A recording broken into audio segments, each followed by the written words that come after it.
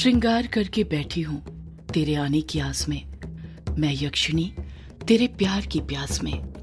कविता की आखिरी लाइन पढ़कर अनुराग एकदम चुप हो जाता है। उसके चुप होते ही कमरे के अंदर खामोशी फिर से छा जाती है। अनुराग चुप तो हो गया था, पर उसकी नजरें अभी भी उस पेंटिंग पर ही टिकी हुई थी। वो एकटक नजर से उस पेंटिंग को ही देखे जा रहा था। उसकी निगाहों को देखकर साफ पता चल रहा था कि पेंटिंग के अंदर जो स्त्री थी, अनुराग उस स्त्री को ही एकटक नजर से देखे जा रहा था। अनुराग की उससे नजरें ही नहीं हट रही थी।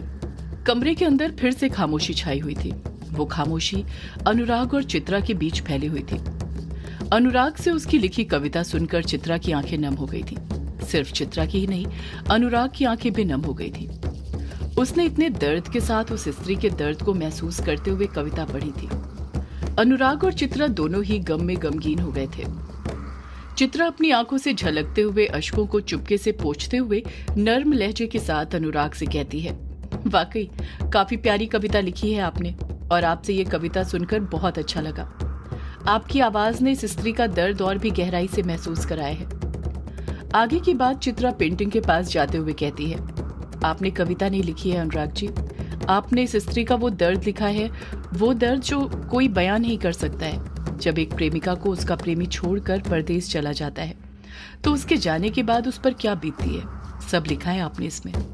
इस कविता का पहला पैराग्राफ पढ़कर ऐसा लगता है जैसे वो अपने प्रेमी जो परदेसी हो गया है, दूसरे शहर चला गया है, उसे बता रही हो कि उसके जाने के बाद गांव में क्या क्या बदला है। दूसरे पैराग्राफ को पढ़कर पता चलता है कि जैसे वो अपने परदेसी प्रेमी को याद दिला रही है कि जब वो दोनों एक दूसरे के साथ रहा करते थे तो क्या क्या करते थे।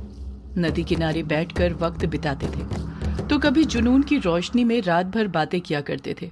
और तीसरे पैराग्राफ में अचानक से चित्रा खामोश हो जाती है, क्योंकि वो उस तीसरे पैराग्राफ के बारे में सोचकर इतनी भावुक हो जाती है कि कुछ बोल ही नहीं पाती है। उसकी आंखों में हल्की सी नमी आ गई थी। अनुराग पेंटिंग से अपनी नजरें हटाते हुए धीरे से चित्रा से पूछता है, तीसरे पैराग्राफ से आप क्या समझी चित्रा जी? क्या है तीसरे पैराग्राफ में? चित्रा नम लहजे के साथ ही कहती है, तीसरे पैराग्राफ में वो अपने बिछड़न के दर्द को बयां कर रही है। बता रही है कि उसके प्रेमी के जाने के बाद उसकी हालत कैसी हो गई है, कैसे वो हर पल हर सेकंड उसकी यादों को याद करते हुए मरते जा रही है। पर एक उम्मीद अभी भी उस स्त्री ने अपने मन में जगाई हुई है कि उसका परदेसी वापस आएगा और बिछड़न का दर्द मिटाएगा। इसलिए वो श्रृंगार करके बैठी हुई है, सादगी भरा श्रृंगार जो उसके प्रेमी को पसंद था। वो आज भी उसके प्रेमी के वापस आने का इंतजार कर रही है, और वो इंतजार सदियों पुराना है। इतना कहकर चित्रा भी एकदम चुप हो जाती है, उसी तरह जिस तरह अनुराग हो गया था। चित्रा की आंखों में पेंटिंग में जो स्त्री बनी हुई थी उसका दर्द झलकने लग गया था। चित्रा खोए हुए अंदाज में कहती है, अनुराग जी, क्या सच में कोई स्त्री किसी पुरुष को इतना चाह सकती है, उससे इतना प्रेम कर सकती है कि अपना जीवन जीना छोड़कर उसके वापस आने का इंतजार करती रहे? अनुराग भी कहीं खोए हुए अंदाज में जवाब देता है, हाँ चित्रा जी, क्यों नहीं कर सकती। एक स्त्री के मन में जब कोई पुरुष बस जाता है तो उस स्त्री के जीवन की आखिरी सांस तक निकल नहीं पाता है। उसके मरने के बाद भी वो उसके दिल में ही बसा रहता है। चित्रा अगले ही पल पूछती है, और पुरुष, उसका क्या उसके मन में भी आज भी वो स्त्री बसी हुई होगी? अनुराग चुप हो जाता है, कुछ जवाब नहीं देता है। अनुराग को ऐसा लग रहा था जैसे चित्रा ने वो सवाल उसको मद्देनजर रखते हुए पूछा हो। चित्रा अनुराग पर दबाव बनाते हुए फिर उससे पूछती है, बोलिए ना अनुराग जी, आप चुप क्यों हो गए? क्या उस पुरुष के दिल में भी आज भी वो स्त्री बसी होगी? अनुराग धीरे से जवाब देता है, हाँ चित्रा जी, उस पुरुष के मन में आज भी वो स्त्री बसी होगी जिससे वो अपने गांव में प्रेम करता था।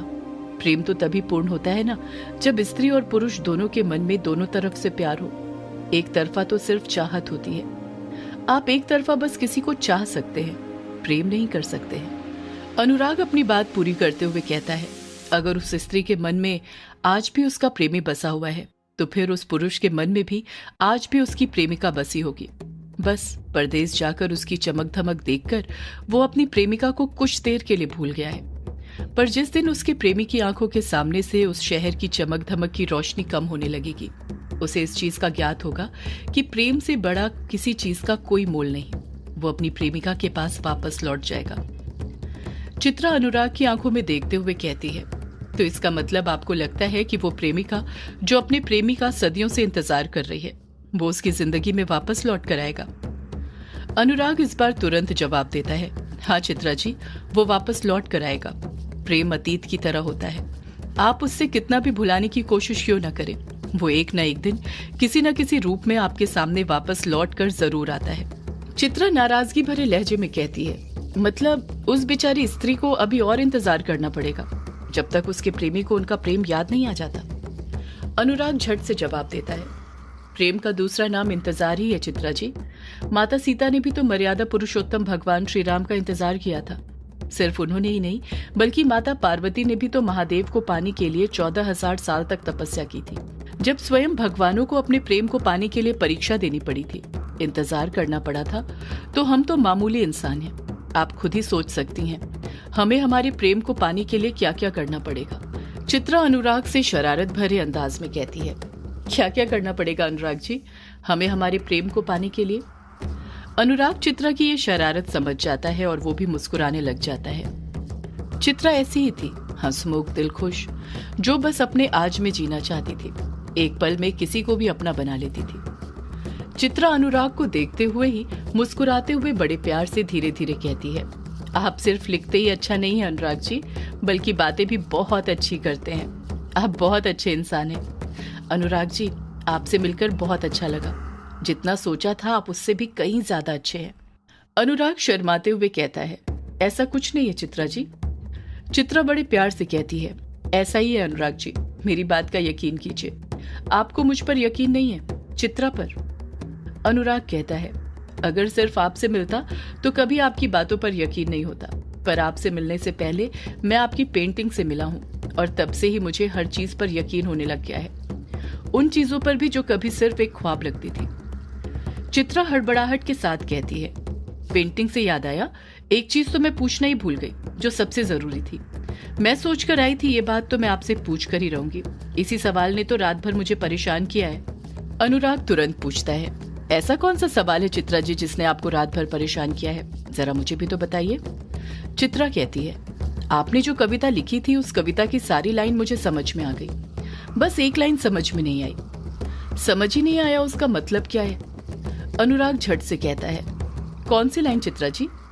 अनुराग के इतना कहते ही चित्रा अपने मोबाइल की स्क्रीन अनलॉक करती है, जिसमें वही कागज की तस्वीर निकली हुई थी जिसमें अनुराग ने कविता लिखी थी।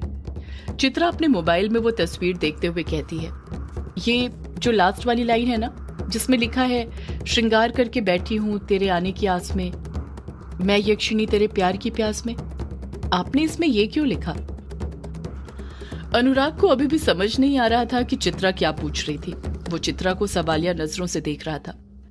चित्रा अनुराग को अपनी बात समझाते हुए कहती है, अनुराग जी, मेरा मतलब है कि आपने पूरी कविता में कहीं भी उस स्त्री को नाम नहीं दिया, लेकिन आखिरी लाइन में आपने उस स्त्री को नाम दिया, वो भी यक्षिणी।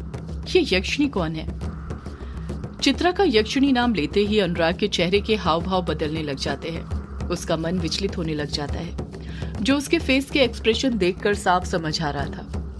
चित्रा अनुराग के साथ फिर शरारत करते हुए अपनी दोनों भवें उठाते हुए कहती है, बताइए ना अनुराग जी, ये यक्षिणी कौन है, कहीं आपकी कोई गर्लफ्रेंड या फिर एक्स तो नहीं है।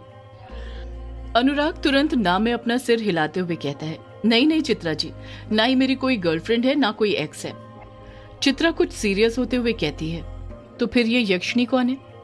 आपने इस स्त्री को यक्षिणी नाम ही क्यों दिया, कोई और भी तो दे सकते थे। अनुराग वापस से पेंटिंग को देखते हुए कहता है, मुझे नहीं पता ये यक्षिणी कौन है। सच तो यह है चित्रा जी कि जब आप ये पेंटिंग उस हॉल में बना रही थी, तभी से मेरी नजरें इस पेंटिंग पर टिकी हुई थी। पता नहीं क्यों ये पेंटिंग मुझे अपनी तरफ खींच रही थी, और जब मैं इस पेंटिंग पर कविता लिखने बैठा तो मेरे सामने से सब गायब हो गया सिवाय इस पेंटिंग के। पेंटिंग में बनी इस स्त्री को देखकर मेरे अंदर से एक पुकार आई, उस पुकार में एक नाम था और वो था यक्षिणी का। अनुराग की बात सुनकर चित्रा एकदम खामोश हो गई थी। उसके समझ नहीं आ रहा था कि ऐसा कैसे हो सकता था। चित्रा अनुराग से कुछ और पूछती उससे पहले ही अनुराग चित्रा से हड़बड़ाहट के साथ पूछ बैठता है, चित्रा जी, मैं भी आपसे पूछना चाहता हूँ। चित्रा पहले तो एक पल के लिए हैरान हो जाती है, पर फिर बड़े प्यार से कहती है, हाँ अनुराग जी, पूछिए ना क्या पूछना है। इतनी देर बाद तो आप मुझसे कुछ पूछ रहे हैं, मैं आपको मना थोड़ी कर सकती हूँ। अनुराग चित्रा की आंखों में देखते हुए कहता है, जब आप ये पेंटिंग बना रही थी तब क्या चल रहा था आपके मन में? आपने ये पेंटिंग कैसे बनाई चित्रा जी? चित्रा भी अनुराग की तरह कुछ जवाब नहीं देती है, चुप खड़ी रहती है। अनुराग चित्रा के जवाब का बेसब्री से इंतजार कर रहा था, पर जब चित्रा को वैसे ही चुप खड़ा देखता है तो उसका सब्र टूट जाता है। अनुराग फिर चित्रा पर दबाव बनाते हुए उससे पूछता है, आप चुप क्यों हो गई चित्रा जी? बताइए ना, आपने ये पेंटिंग क्या सोचकर बनाई है? चित्रा धीरे से अपनी नजरें ऊपर उठाते हुए अनुराग से कहती है, अगर मैं सच भी कहूंगी तब भी आप मेरी बातों पर यकीन नहीं करेंगे अनुराग जी, तो बेहतर है आप मुझसे ये सवाल करिए ही मत। अनुराग तुरंत चित्रा को अपने आप पर विश्वास दिलाते हुए कहता है, मैंने आपसे कहा ना चित्रा जी, जब से मैंने आपकी बनाई ये पेंटिंग देखी है मुझे आपकी सारी बातों पर यकीन होने लग गया है। आप कहिए तो सही। चित्रा बड़े ही नर्म लहजे में अनुराग से कहती है, सच तो ये है अनुराग जी, जब मैं अपने रूम से पेंटिंग कंपटीशन के लिए निकली थी तब सोच कर निकली थी कि कंपटीशन में मुझे कौन सी पेंटिंग बनानी है, क्योंकि उसकी रात भर मैंने प्रैक्टिस करी थी ताकि अगले दिन कंपटीशन में वो पेंटिंग अच्छे से बना सकूं। पर जब मैं हॉल में पहुंची और कंपटीशन शुरू हुआ तो मेरे साथ साथ बाकी सब भी ये जानकर हैरान हो गए कि आंखों पर पट्टी बांधकर पेंटिंग बनानी है। मैं थोड़ा नर्वस हो गई थी, पर फिर मैंने ठान लिया था कि रात भर जिस पेंटिंग की प्रैक्टिस की है मैं वो बनाऊंगी। पर जब वॉलंटियर ने मेरी आंखों पर पट्टी बांधी तब। इतना कहकर चित्रा चुप हो जाती है। उसे ऐसा लग रहा था जैसे उसकी आंखों के सामने वापस से वो सारे पल गुजरने लग गए हों जब वो आंखों पर उस पट्टी को बांधकर पेंटिंग बना रही थी, और वही दर्द और पीड़ा हो रही थी जो पेंटिंग में मौजूद स्त्री को हो रही थी। चित्रा को ऐसे एकदम से चुप देख अनुराग चित्रा से कहता है, आप बोलते बोलते चुप क्यों हो गए चित्रा जी? कहिए ना, जब वॉलंटियर ने आपकी आंखों पर पट्टी बांधी थी तब क्या हुआ था? चित्रा एक लंबी आह भरते हुए कहती है, हाँ, जब वॉलंटियर ने मेरी आंखों पर पट्टी बांधी तो मेरी आंखों के सामने अंधेरा छा गया और उस अंधेरे में मुझे आपकी यक्षिणी दिखाई दी। अनुराग हैरानी के साथ कहता है, क्या कहा? मेरी यक्षिणी? सदियों से है पुरानी ये है यक्षिणी की कहानी। यक्षिणी एक आग है, यक्षिणी तेरा ख्वाब है,